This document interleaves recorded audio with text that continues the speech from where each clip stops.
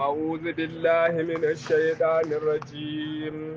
بسم الله الرحمن الرحيم وإن يكاد الذين كفروا ليزلقونك بأبصيرهم لما سمعوا الذكر ويقولون إنه لمجنون وما هو إلا ذكر للعالمين بسم الله الرحمن الرحيم إنما يأمركم بالسوء والفحشاء وأن تقولوا على الله ما لا تعلمون. أعوذ بالله من الشيطان الرجيم. بسم الله الرحمن الرحيم. الحمد لله رب العالمين الرحمن الرحيم مالك يوم الدين إياك نعبد وإياك نستعين اهدنا الصراط المستقيم صراط الذين أنعمت عليهم غير المغضوب عليهم ولا الضالين آمين. اللهم صل على سيدنا محمد الفاتح لما أغلق والكاتب لما سبق ناصر الحق بالحق والهادي إلى صراطك المستقيم وعلى آله حق قدره ومقداره العظيم. سبحان ربك رب العزة عما يصفون وسلام على المرسلين والحمد لله رب العالمين. نقول مع الله سبحانه وتعالى cikin ikon shi da hikima ta yi da ya sake dawowa da mu a wannan masallaci babban zawiya ke na zawiya ta shekuran ƙasa wurin da muke zauna muna gudanar tafsirin alƙur'ani mai girma cikin wannan wata ramadan. Na roƙon Allah subhanahu wa ta'ala abin da yake na horo Allah ya ba mu ikon biya, abin da yake na hani Allah ya ba mu ikon nisanta. Albarkar sayyidul wujud sallallahu ta'ala alaihi wasallama za mu tashi wurin da muka kwana. Innama ya'murukum bis-su'i wal fahsha'i wa an taqulu 'ala Allahi ma la ta'lamun. Karatun da ya gabata Allah ya ce wala tattabi'u khutuwati shaytan innahu lakum aduwwun mubin. Ya ku bani Adam, kar ku bi hanyoyi na shaytan,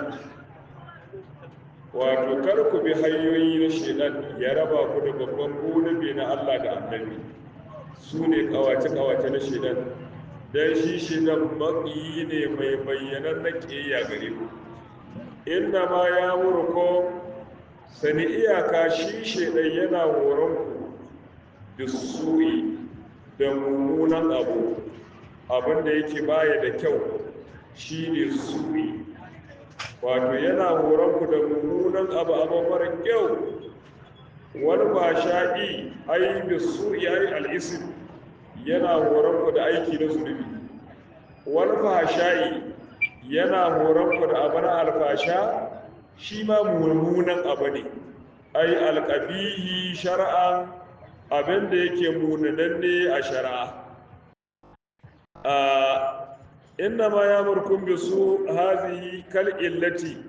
wannan kamar illa ne da kaulihi ga wadansa da yace innahu alakum aduwwun mubin. Shi dan makiyi ne mai bayyana na ƙiyayya gare ku. To wasu'i mummunan abu ismun jami'un lima yaghdibu Allah, suna ne wanda ya tattaro duk abin da yake husatar da Allah, duk abin da yake tsokano fushin Allah, azabar Allah, to sunan shi so. Kana fihi haddun, abin nan cikin shi akwai haddi, kamar ƙarya, kamar ƙazaf, kamar shan giya, kamar zina, kaga wannan akwai haddi a ciki. To aula ko abinda babu haddi cikin shi in mutum yayi amma munananne bizalika li'annahu, domin abinda yasa ake ce ma abu mara kyau su'i summiya bizalika, ana ambaton su'i da haka li'annahu yusu'u sahibahu, saboda yana bata rayuwar wanda ya aikata wannan aiki. To ashe fa'adafal fahasha'a alaihi, sai adafi na fahasha alfasha alaihi akan su'i, ashe min adaful khasi alal amini yana daga adafi na keɓantaccen abu akan ami iyakace su'i to ya taro fahasha ya taro dukkan abu ko mene na sabon Allah to sai aka ce wal fahasha'i sai aka yi adafi na khasi akan ami li'anna al-murada biha domin abin da ake nuhi da su'i da fahasha'i ai al-kaba'ir kabirori mayyamayyan zurubai wa kalamun mufassir zance na mai tafsiri yuridu anna su'a wal fahasha ashe mutaradifani da su'a da fahasha'a dukkan su masu kuturunta juna ne masu bibiyar juna wato kullu sahihun kowane cikin su ingantacce ne fahasha'i ka kire su'i ka kira shi da fahasha'i wa an taqulu ma la ta'lamuna sannan kuma ku rinka faɗin abinda ba ku sani ba alallahi ku dangana ga Allah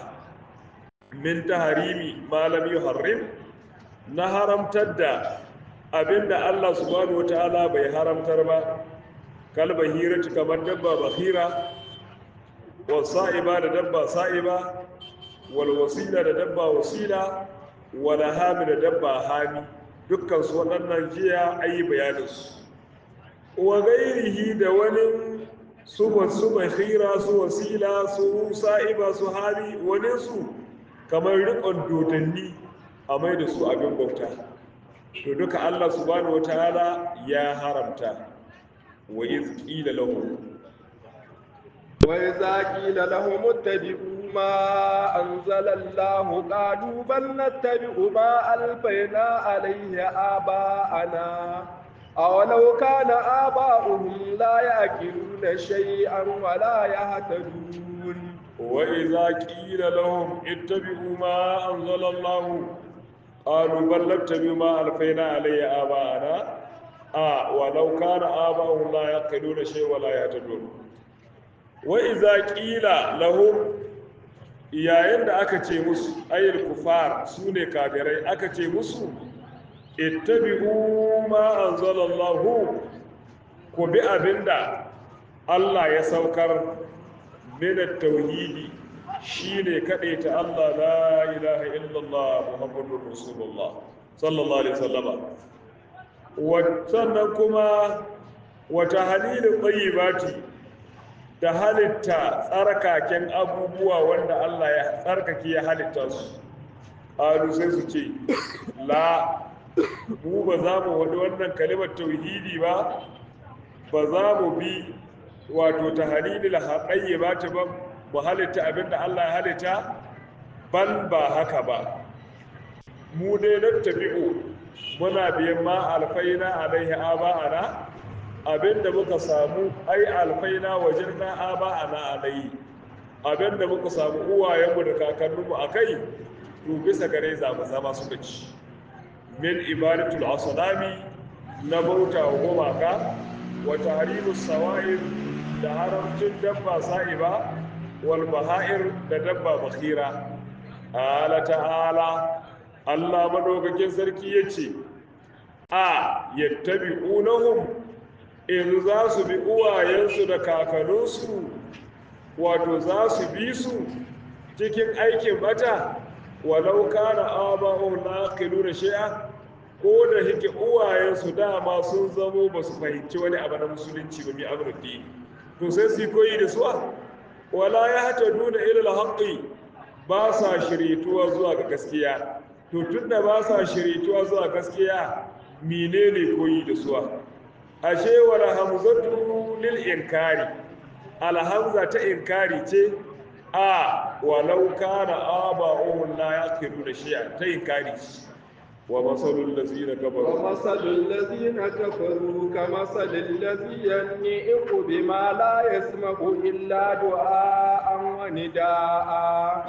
صم بكم عمي فهم لا يعقلون ومثل الذين كفروا كمثل الذي ينعق بما لا يسمع إلا دعاء ونداء sumun bukumun umyun fahum la yaqilun wa masalul ladzina kafaru misalin wanda suka kafirce ma Allah ai sifatul ladzina kafaru sifar wanda suka kafirce ma Allah wa man yad'uhum da sifar wanda yana kiransu ilal huda zuwa ga shari'a godabi babba hayya ta annabawan Allah sai zamo kamar misalin allazi ya'aniqu wanda yan'iqu kallazi yan'iqu kamar wanda yana hurci ne ai yusawwitu yana sauti bima la yasma'u ga abin da baya jin ka illa du'a'an sai dai kira wani da'an da murya shine duk guda ne ai sautan shi mai kiran nan naka sai ya zama kana yin sauti wala ya fahimu ma'ana bai fahimtar ma'anar magana to ai hum su kafirai fi sama'il mau'izati a cikin sauraron wa'azi wa adamu tadabburiha da rishin lura da tadabburi lura da wa'azi kalba ha'im kamar dabbobi ne da sama'u sauta ra'iya tana jin sauti na mai kiyanta ita dabba amma wala tafhamuhu ba ta iya ta fahimci abinda mai kiyanta yake fada hum sumun su dai kurame ne bukmun baibaye ne umyun makafi ne su dai kafirai ba Allah ya ce sumun su kurame ne sannan su kafirai bukmun baibaye ne sannan kuma umyun makafi ne bahun su la ya ta duna ba shi shirituwa al-mau'izatu zuwa ga wa'azi يا أيها الذين آمنوا كلوا من طيبات ما رزقناكم واشكروا لله إن كنتم إياه تشكرون يا أيها الذين آمنوا كلوا من طيبات ما رزقناكم واشكروا لله إن كنتم إياه تعبدون shi wancan mai wannan sifofi kafiri wato an buga misalin shi kamar dai mai kira ne zuwa ga abin da baya jin ka baya jin sautinka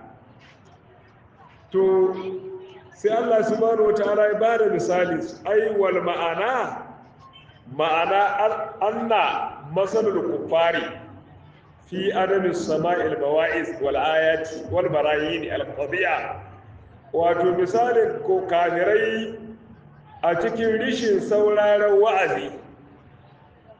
sannan da rishin sauraron ayoyi a aiki da suwa wal barahini da rishin sauraron hujjoji al qadi'ati mai yankewa husuma ai wato wa masalu misalin da'ihim mai kiransu ƙohon nabiyu shi ne annabi mai kiransu fi takararin mawa'in wal'ayati a cikin karraruwar wa'azuzzuka da ayoyi sai ya zamo kamar da ra'in kamar misalin mai kiyo ne na dabbobi yurshidul baha'im wato yana shiryatar da dabbobi alwahashiyati na daji wato na daji bi sautihi da sautinsa ila masalihiha zuwa ga maslaha nata to fa kama annal bahaimal washiya kamar yadda dabbobi na daji la yanfa'u fiha sauti baya amfani cikin ta wala tafahamu ba ta iya ta fahimci sauti wala ta ilu ma'anahu ba ta iya ta hankalci ma'anarsa ba haka ba la yurshiduha babu abin da yake shirya wannan dabba illallar sai dai a buge ta masalan ga misali to kazalikal kufaru haka nan ne su kafirai la tanfa'u fihimul mawa'iz wal ayat wa'azozi da ayoyi masu nuna kadaituwar Allah ba ta amfanin su bal ba haka ba jaza'uhum fid dunya as-sayf wato sakamakon su a nan duniya a sa takobi a sare wa fil akhirati kuma annar wa azabuha lahira kuma su haɗu da wuta da azabar wuta to shi Allah ya ce ya ayyuhal ladzina amanu ya ku masu imani kulu ku ci min ɗayyibati daga tsarkaka ai halalatin ku ci daga abubuwan da suke halal ma razaqnakum na abin da muka arzuta ku washkuru lillah ku gode wa Allah alama ahallalakum akan abin da Allah subhanahu wataala ya halitta mu in kuntum ta'buduna iyyahu in kun zamo wato shi Allah kuke bauta ma to ku gode mai inna ma harrama alaikum wal maitata wa lahamal khinziri wa ma uhilla bihi li ghayri Allah فمن اضطر غير باغ ولا آد فلا إثم عليه إن الله غفور رحيم إنما حرم عليكم الميتة ودم ولحم الخنزير وما أهل به لغير الله ومن اضطر غير باغ ولا عاد فلا إثم عليه إن الله غفور رحيم إنما wato sani dai kasan wato daga cikin dabbobi akwai dabbobin da su larabawa mushrikan larabawa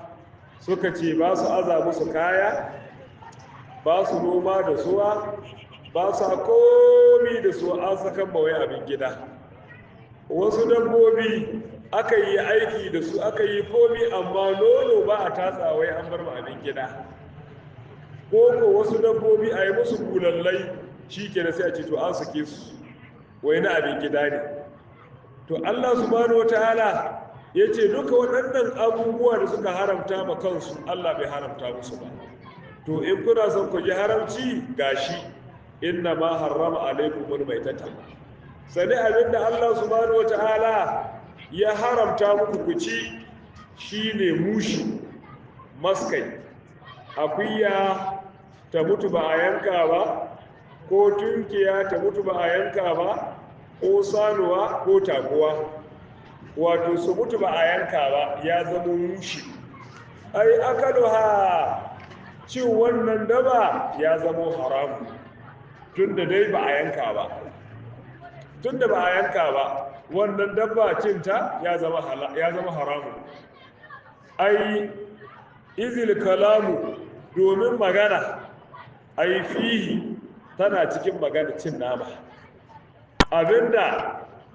wato ya riga ya mutu ba a yanka ba maskai kenan to an haramta mu ci nama wannan abu an haramta shine mushi wa kaza ma ba'daha haka nan abinda ya zo bayan abinda ba a yanka ba shi ne wadama wa lahamar hinziri wa ba'uhilla da gairin lafi ai wahiya abinda ake kiranta mushe malam yuzakki shar'an wato malam yuzakka shar'an abinda ba a yanka shi ba ga shari'a taguwa ce ko sanuwa ko akuya ko tunkiya dabbar da dai ake ci sai aka yanka ba a yanka ba sai ya mutu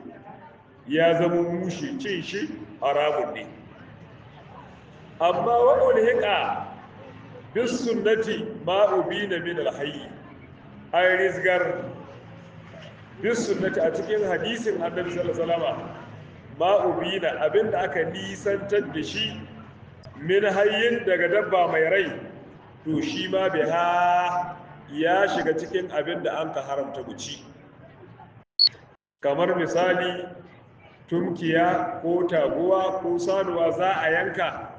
to sai ya ce ai kafin a yanka a heɗe sannan a ɗibi nama a gashi an samu tsawon lokaci ya ce shi buƙatar nama ta dame shi to sai ga dabba ba a yanka ba sai mutum ya zo ya yanko wata tsoka gare ta to sai a fi a yanka waccan dabba to waccan da aka yanka da basamala ta halitta ce amma wanga da aka yanko wa ga tsoka tun ba a yanka ba ta zamo da jasa ba za a ci ba wa hassa min ha asabar wal jarad nan ayi taksisi an keɓance asabar kihi wal jarad da fara min ha da gareta wato kifi dabba ce ta ruwa sai kaga gawa ta ba a yanka ba in kana da bukata wato shi kifin kaga gawa shi ba a yanka ba tun da dabbar rubuci sai ka ɗauka ka ci abunka ya halitta ka ci abunka ka gane shi ya riga ya mutu ba a yanka ba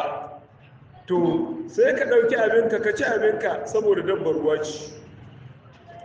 haka nan wal jarad haka ma fara ita ma ta bi kifi ka iska gawarta sai ka ɗauka ka ci abinka haka wadama haka nan jini almasfu jini mai gudana shi ma najasa ne an zo wato wani jini ai yanka daba sai jini ya gudana to wannan jini da ya gudana a tara shi cikin wani abu sai a sha shi ma haramun ne tun da jini ne mai gudana amma banda jini wanda bai gudu shi sai a ci kaga kamar anta jini ne Allah ya kulle shi haka nan sai a ci kamar saifa jini ne Allah ya daure shi haka nan sai a ci kamar suhe jini ne Allah ya mai sai haka nan shi ma tunda ba mai gudana sai a ci amma jini mai gudana ai yanke dabba jinin nan da ya gudana ba za a sha ba ko wani abu ya kece ka jini na darari ba za ka kwashe shi ba ka shayi abinka wadda jinin ka shi rage a'a najasa ne kama fil al'am kamar yadda ya zo a cikin suratul al'ami nan ya ce wa hassanin hasamak wal jarad lima fil hadisi saboda abin da yake a hadisi annabi ya ce uhillal lana maitatani wa damani as-samak wal jarad wal kabid wal diha annabi ya ce an halitta muna mushe guda biyu wato an halitta muna maitatani mushe guda biyu hakanan wadda mani an halitta muna jini guda biyu menene maitatani as-samak wal jarad kifi da fara sai ka iske gawo su sai ka dauka ka ci sai ka ci abunka su ko da mani wanda an ka halitta muna wato wal kabid hakanan anta jini ne Allah ya kulle shi hakanan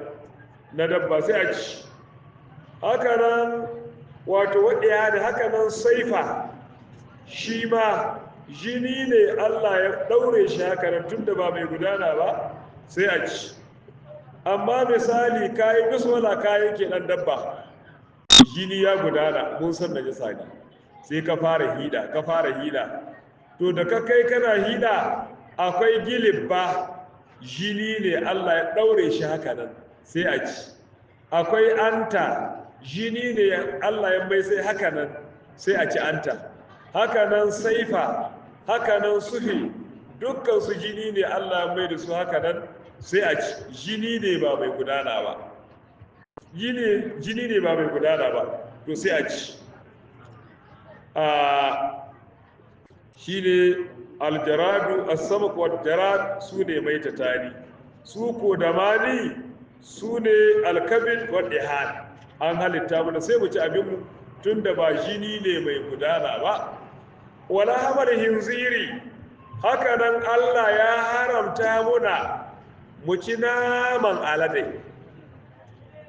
alade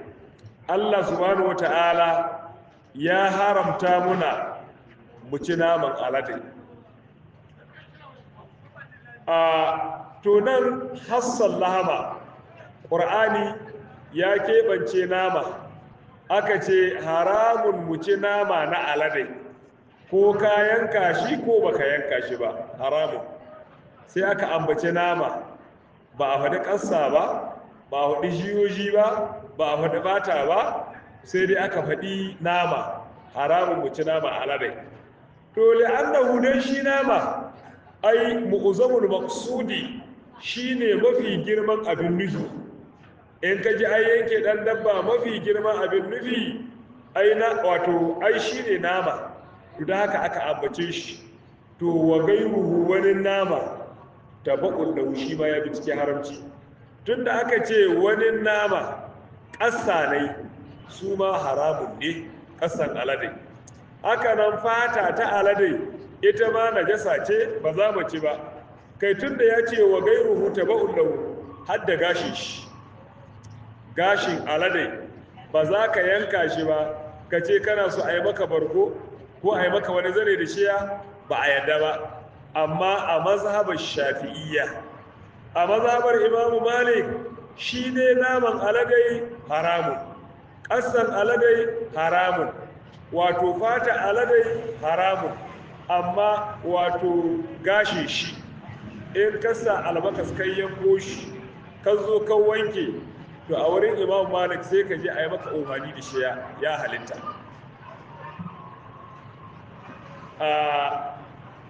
To haka nan wa ma'uhilla bihi li gairin lahi, haka abinda aka daga murya uhilla, aka daga murya bihi da wannan abu aka yanka da gairin lahi ba don Allah ba, ai zubiha ala ismi gairihi, aka yanka akan sunan wani Allah, aka yanka wani daba sai aka daga murya sai aka ambaci wani Allah aka yanka, to ba za a ci ba, ba za a ci ba, wato ala ismi ghairihi. Wal ihlalu, abinda ake ce ma ihlalu, daga murya, ihlalu ai raf'u sautin, shine daga murya, shine ihlalu. To wakalu sun zamo yarfa'unahu, suna daga murya inda zabi li alihatihim, in za su yanka su yanke ma gumakansu abu sai su daga murya su ambaci sunan gumkin sai su yanka, to wannan abu haramun guci.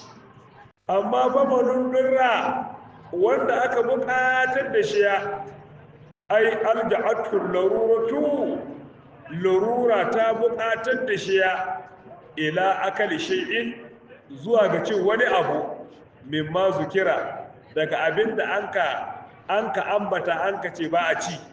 Wato yana tafiya a daji, yunwa ta damai, yunwa ta damai, in bai ci abinci ba zai hallaka, nan da nan sai ga naman alade, ko nan da nan sai ga maskai, nan da nan sai ga abin da aka daga murya aka yanka ba da sunan Allah ba, to wannan abu fa akalu sai ya ci, saboda al-laruratu tubihul mahzura, larura tana halitta abin da shari'a ta hana. Kaga yana tafiya fa a daji fa, wato in bai ci abinci zai hallaka, to sai ga naman aladai ko ga maskai ko ga abin da aka daga murya aka yanka ba da sunan Allah ba, to sai ya ci abinsa saboda kar ya faɗi ya mutu, sai ya ci. Wato har ma littafan fiƙi suka ce ba, iya ci ya ƙoshi waye shi ba ya ƙoshi waye ta zawada, waye ta zawada har da guzuri ya ɗauka can daga ba in yiwa ta dawo ya komai ci. Amma yana tafiya sai ya samu wani abinci tsarkakakke, to wancan na najasa ɗarahaha ai da fanaha, ɗarahaha da fanaha, ya tona rami ya kada cikin rami ya mai da ƙasa. Dan iya bar shi a fili, wani yana tafe sai ya gana ba sai ya ɗauka ce ya ƙin tona ba alhali masu. To amma fa wanda aka halitta ma ya ci, larura ta faɗan mai in bai ci zai hallaka sai ya ci babu laifi. amma gaira bagin banda dan fashi da makami gaira bagin banda azzalumi mai fashi da makami ay kharijun alal muslimina wanda ya hito yana hito na hito akan musulmai yana tara hayya ya kame musulmi ya bashi kashi ya wahar sai ya kawar da hankalin shi ya kwashe dukiya ya tafiya ci to shi wannan yana halin larura in bai ci abinci zai hallaka yana tafi a daji sai ga naman alade ko sai ga naman maskai to shari'a ba ta halitta mai ci ba tunda bagin ne azzalimi wala adin haka nan wala mutumin da yake mai yin tumbe muta'addin alaihim mai yin tahadi akan mutane da kazi tsare mai yankan hayya yana zaluntar mutane akan hayya ya rabe ya rike su ya ba su kashi ya kwaci dukiya ko ya dora musu abin da bai waje ba akan su ba to wato shi ba a yadda ba in ya samu mushe ya ci komi halin larura to amma wancan gaira bagin ba azzalumi dan fashi da makami ba mai tumbe ba to sai ya ci fala isma alai babu laihi akai ne fi akalihi a cikin ci inna Allah zani Allah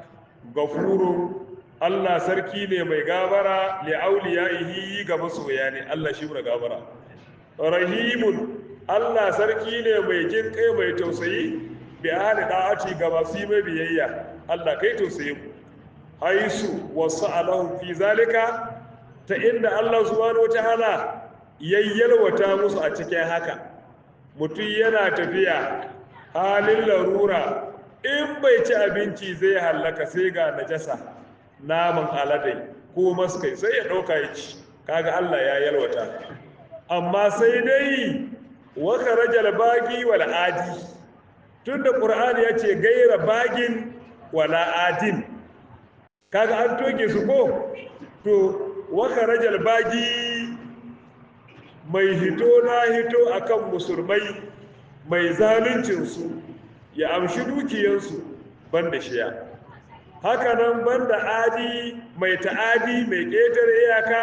mai yankan hayya ya wahal da mutane ya ƙwace musu dukiya banda shiya shi shari'a ba ta yadda mai sai ne ya faɗo ya mutu ba zai ci maskai ba to wayul haqu bihi ma kullu asin kai wayul haqu ana rizgarwa bihi ma da bagin da adin ana rizgasuwa ga dukkan kullu asin dukkan mai saban Allah bihi ma da waɗanda guda biyu bisa farihi mai saban Allah ga tahiyya ta wane ne kal'abiki kamar ɗanɗa wanda ya yi gudun uwaye ne ya kan mahayya yana tafiya ya yi gudun uwaye sai yunwa ta dama in bai ci abinci zai hallaka sai ga maskai ko sai ga nama alade to tunda mai gudun uwaye ne shari'a ba ta yadda ya ci sai dai ya faru ya hallaka haka nan bawa mai gudun mai gida ne shi ma tunda yana kan gudun mai gida ne larura ta yunwa ta kan mai in bai ci abinci zai hallaka ba a yadda ya ce maskai ba ko nama alade haka nan wal makas haka nan mai tara hayya mutane sun doko halalkinsu na kaya ya rike ya hana su wucewa da su sai ya amshi kudi shine makas to shi ma sai larura waga ta same shi in bai ci abinci a daji zai hallaka sai ga nama alade ko sai ga maskai ko sai ga abin da aka yanka ba da sunan Allah ba shi ma fala yahillu lahu wala yahillu lahu al-aqd bai halitta gare su ci ba ai fala yahillu lahu akalu shay'in min zalik bai halitta gare su ci wani abu daga wancan nama da aka ambata amma malam ya tubu da ba ba ashe adin wato da adin da bagin da abikin da makas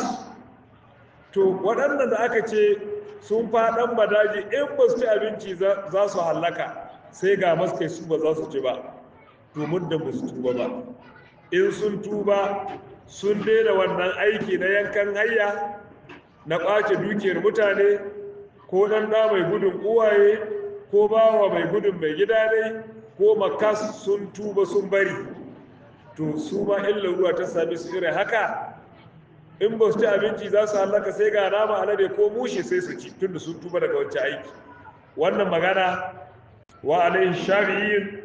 akan shi ne mazhaba ta imamu na shafi'i saboda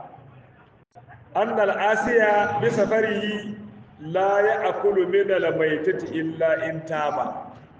inji imamu shafi'i mazhaba ta imamu shafi'i wato mai sako a cikin tahiyatai saban Allah ba zai ci ba wani abu na mushi wanga komi tsananin yunwa to illa in taba sai ya tuba to tunda ya tuba hali yayi kyau to shi ke da sai ya ci wa amma mazhabu malik wa abu hanifa amma mazhaba ta imamu na malik da abu hanifa annal asiya bi safarihi mai saban Allah cikin tahiyatai lahul akalu min al-baitati wato ya samu ya ci mushi wa in lam yatub ko da bai tuba ba ko da bai tuba ba ko da bai tuba ba to wannan shine akan mazhaba imamu shafi'i innal ladzina yaktumuna ma anzala Allahu min al-kitabi wa yashruna bihi thamanan qalila nulaika ma yakuluna fi butunihim illa an-nar ولا يكلمهم الله يوم القيامة ولا يزكيهم ولهم عذاب أليم إن الذين يكتمون ما أنزل الله من الكتاب ويشترون به ثمنا قليلا أولئك ما يأكلون في بطونهم إلا النار ولا يكلمهم الله يوم القيامة ولا يزكيهم ولهم عذاب أليم إن الذين Allah subhanahu wa ta'ala ya ce sani waɗanda ya katumuna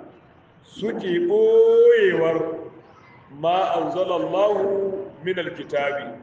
abinda Allah ya saukar wato a cikin littafi nashi a cikin alkur'ani ko cikin attaura ko cikin linjila ko cikin zabura to wanda suke ɓoyewar abinda Allah ya saukar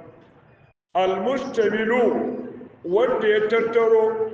ala na'ati muhammadin akan sifa ta annabi muhammadu ahumul yahudu su ne yahudawa ai innal ladzina yaktumuna ma anzalallahu min alkitabi wannan aya da muka karanta nazalat ta sauka ne hazihi alaya wannan aya fi haqqi ulama'ul yahudi a cikin haƙƙin malamai na yahudawa wa kanu su malaman yahudu sun zamo ya huzuna malan suna karɓo wa dukiya kuɗi min saflatihim daga shugabannin nan su take aiki na kaskanci wa kanu wai don su ɓoye gaskiya wa kanu sun zamo yahudduna suna guri annan nabiya akhirar zamani ya kunu minhum saboda suna burin a ce annabin ƙarshen zamani annabi muhammadu ya zamo nasu ya zamo daga cikinsu to walamma bu isun rasulu sallallahu min gairihim lokacin da aka aiko manzan Allah sallallahu alaihi wasallama daga cikin waninsu to hafu sai suna jin tsoro wato anna riyasatahum shugabancinsu ta zahabu za ta tafi ta bar su tun da annabin ƙarshen zamani an aiko shi to bi sababi zuhuri suna tsoron shugabancinsu ya tafi ya bar su saboda dalilin bayyana annabi muhammadu wata ba isa falatihim lahu suna jin tsoron shugabannin nan su cikin ƙasƙanci kasu bi annabi muhammadu in sun bi shi to fayan ƙaɗi'o ma kana yasiluhum min safalatihim sai abin da ya zamo yana saduwa gare su daga shugabannin da suna aikin ƙasƙanci in sun bi annabi suna jin tsoro sai wannan abu shi yanki. To da haka ba gayyiru sifatahu sai suka caccanza sifofin annabi a cikin attaura, wa sifatu ashabihi suka caccanza sifofin sahabbai ne wanda suke cikin attaura, wa baladihi suka canza sifa ta garin da za a haifar annabi Muhammadu Makka. Me yasa? Hirsan ala riyasati, saboda kwadai akan shugabanci. To wa alama kanu haka nan ya kuzo domin sakalatihim, kuma suna jin tsoron abinda sun ka zama suna karkowa daga shugabannin nan su cikin aikinsu na kaskanci, suna jin tsoron wannan abu ya yanke. To shine qala ta'ala, Allah ya ce yuriduna yudfi'u nurallahi bi afwahihim wa yaba Allahu illa an yutimma nurahu walau karihal kafirun. Wai abin da yasa suke rufewa sifar annabi Muhammadu, suna ɓoyewa, ba sa san ana faɗin sifofin annabi, balle wani mutum ya jiya ya yi imani da Allah, ya yi imani da annabi Muhammadu, ba sa sa a bane,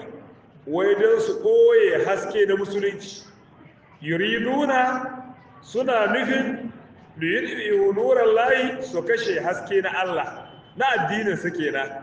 bi afwahihim da bakunansu. Wa ya ballahu, Allah bai yadda ba, wa ya ballahu, Allah bai yadda ba, illa an yutimma nurahu, sai dai ya cika hasken addininsa, ya cika hasken annabi Muhammadu, walau karihal kafiruna, ko da kafirai sun ƙi sai an yi haka.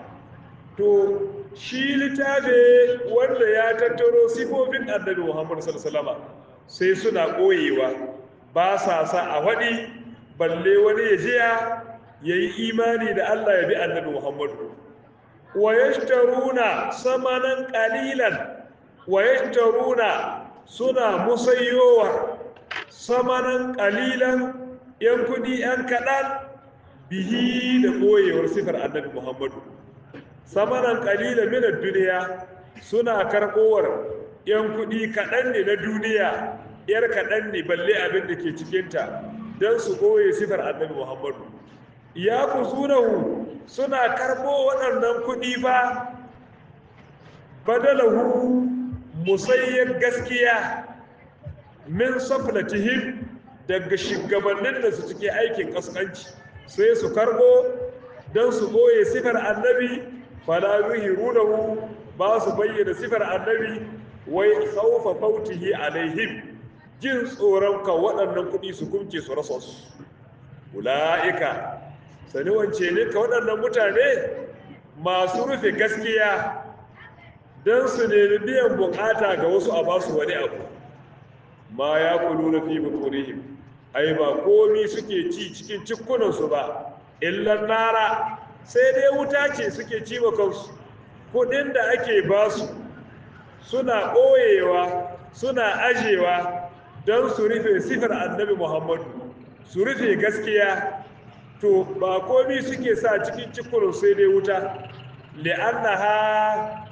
don ita wuta, to ma'alahu, ita ce an makomarsa, ma'alahu makoma ta yi. Sannan masu haka, masu ɓoyewa gaskiya sifar annabi Muhammadu, su rufe gaskiya don su karɓi wani abu, ai wala yukallimuhumullahu yawmal qiyamah, Allah baya magana da suran alkiyama, gozaban alaihim, Allah yana fushi da su. Sannan wala yuzakkihim, Allah subhanahu wataala baya tsarkake su, ai wala yudahiruhum, Allah bai tsarkake su min danasin zunubi, daga dauda ta zunubai. Azabun alimun, azaba mai zogi, azaba mai radadi, mu'linun mai radadi, walahum ta wajaba akan su, huwan naru shine azabun wuta. Allah ya kiyaye mu. ulaika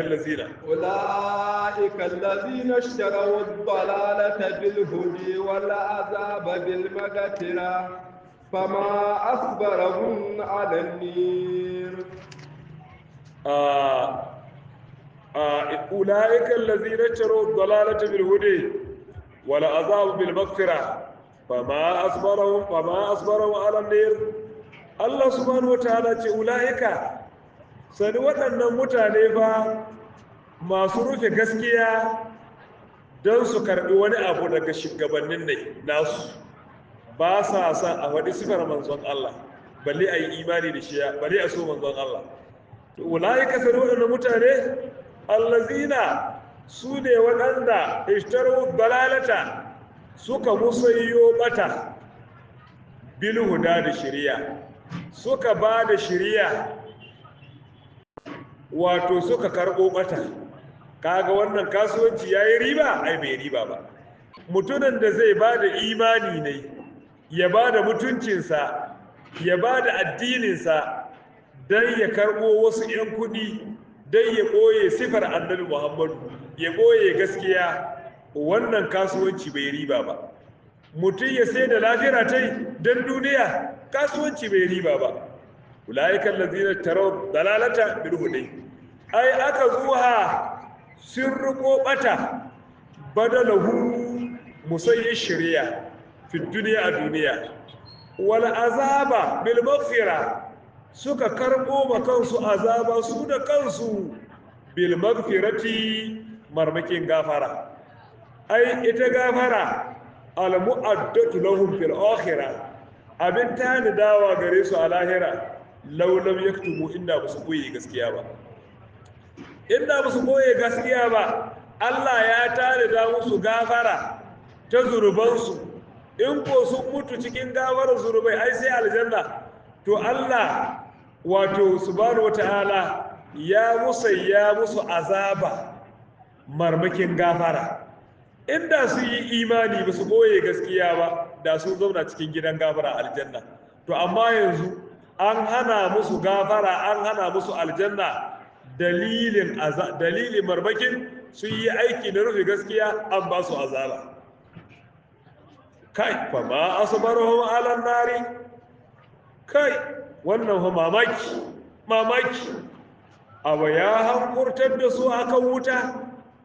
fa ma asbaruhum ala nari, mamaki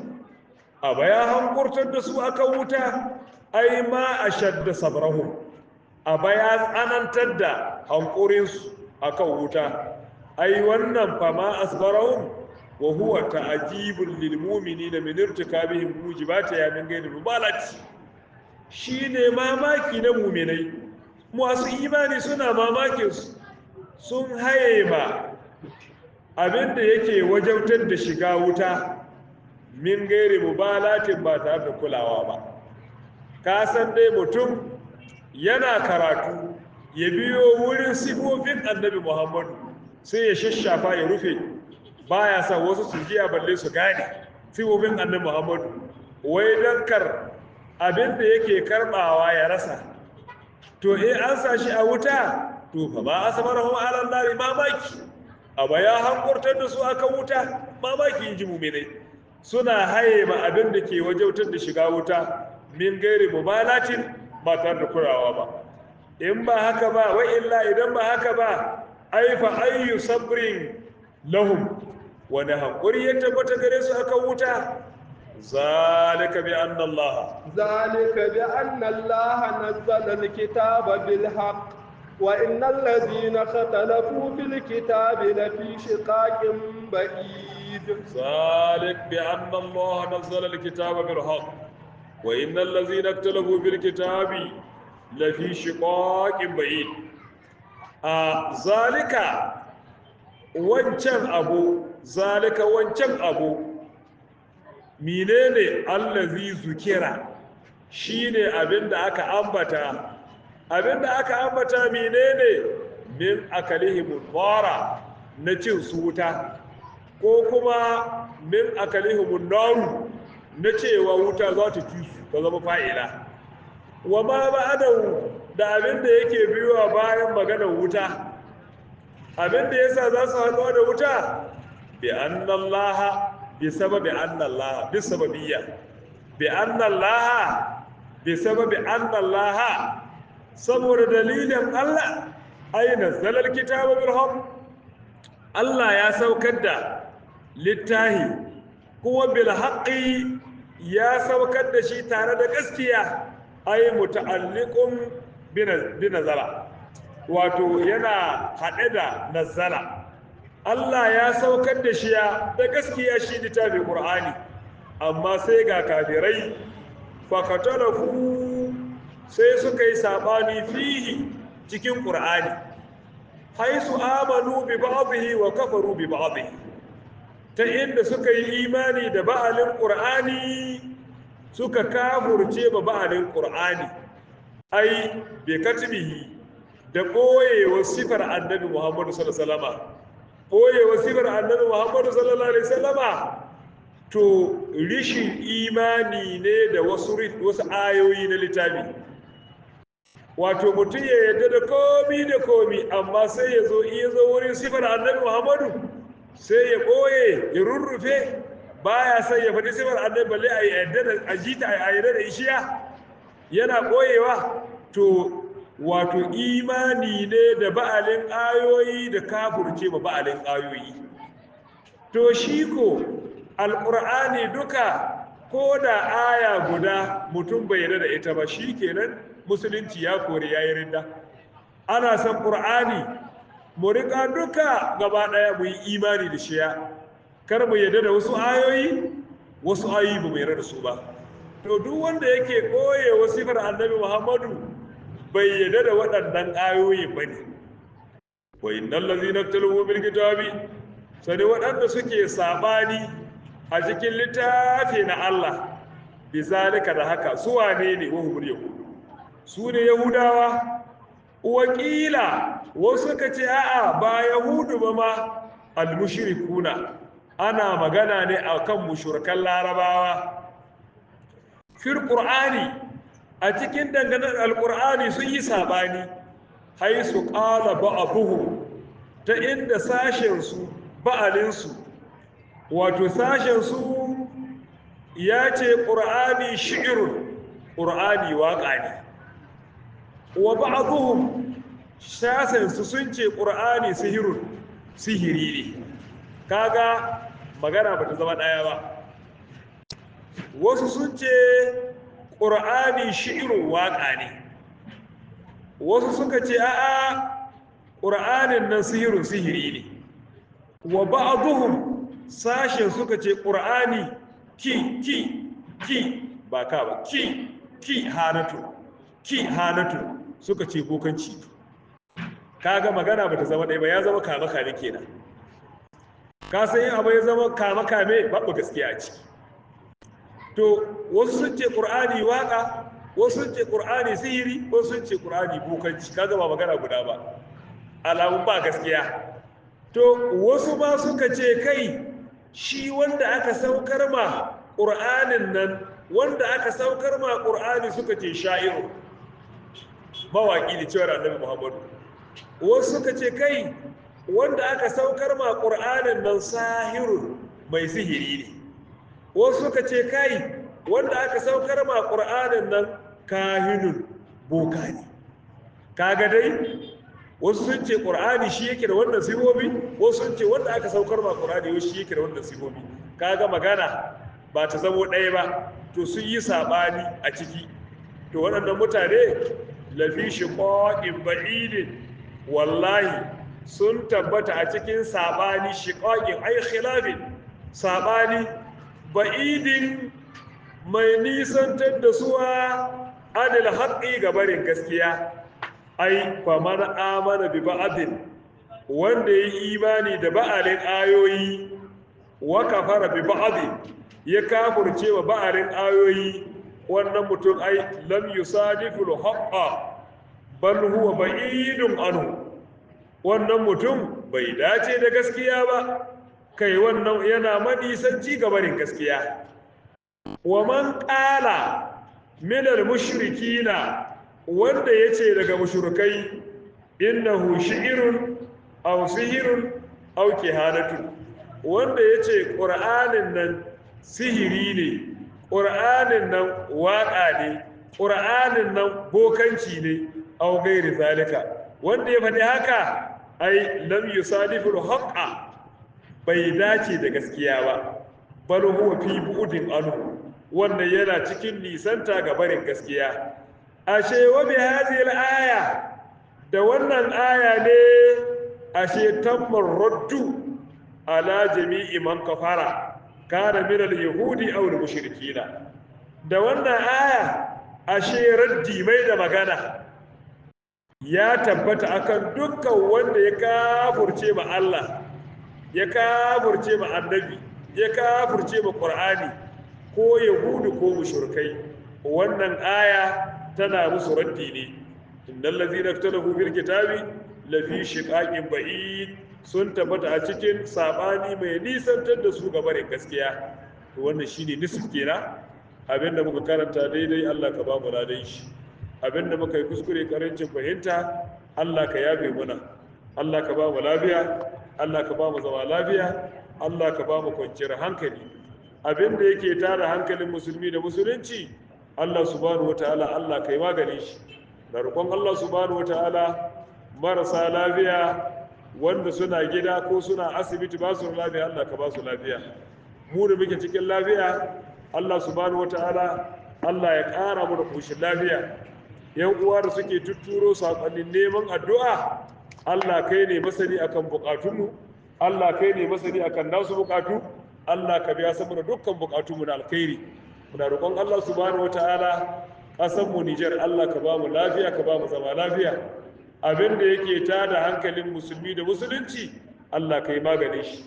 Dukkan inda ake tashi hankali Allah kawo zaman lafiya da bada kwanciyar hankali. Da roƙon Allah subhanahu wataala Allah ya ba mu damar nuna su albarka. Malamanmu da malamanmu Allah kai musu gafara. Mahaifanmu da mahaifanmu Allah kai musu gafara. Allah ka sa su huta. Dukkan yan uwa musulmai da suka rigaye mu tun daga zamanin Annabi Adam zoki yau Allah ya ji kansu da gafara. Allah ka yabe musu. Allah ka sa mu cika da imani. Albarkar sayyidul wujud sallallahu ta'ala alaihi wasallama. Akwai wata yar uwa ta mu, wata yammu da Allah ya karbe ta. Ai jana'iza ta yau ita ce wato Aisha kenan. Allah shi mata gafara, Allah shi mata gafara, Allah ya sa tana kyakkyawan matsayi, Allah ya karbi kyawawan ayyukanta, munana Allah shi yabe. Albarkar Annabi Muhammad sallallahu ta'ala alaihi wasallama. Fatiha da salatul Fatiha. Bismillahir rahmanir rahim. Alhamdulillahi rabbil alamin. Ar-rahmanir rahim. Maliki yawmiddin. إياك نعبد وإياك نستعين. اهدنا الصراط المستقيم صراط الذين أنعمت عليهم غير المغضوب عليهم ولا الضالين. اللهم صل على سيدنا محمد الفاتح لما أغلق والخاتم لما سبق ناصر الحق بالحق والهادي إلى صراطك المستقيم وعلى آله حق قدره ومقداره العظيم. سبحان ربك رب العزة عما يصفون وسلام على المرسلين والحمد لله رب العالمين.